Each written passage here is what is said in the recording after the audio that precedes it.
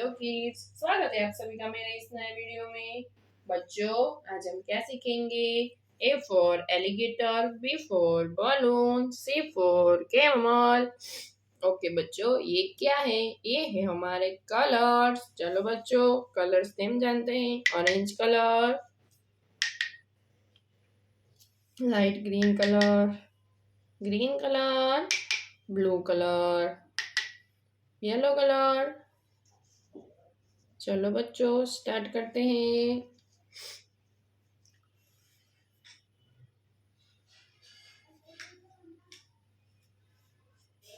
Blue color, blue color, A for apple, blue color, A for apple, blue color, one, blue color, one,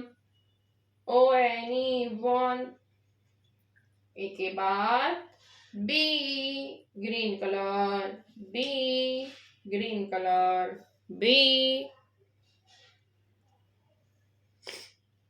green color, B for balloon, B for banana,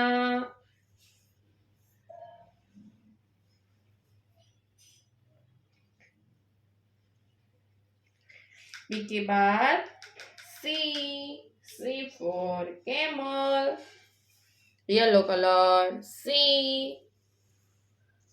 for camel, yellow color, three, three। बच्चों, आज हमने क्या सीखा? ABC, 1 2 3। Okay बच्चों, अब मिलते हैं अगले वीडियो में। बाय।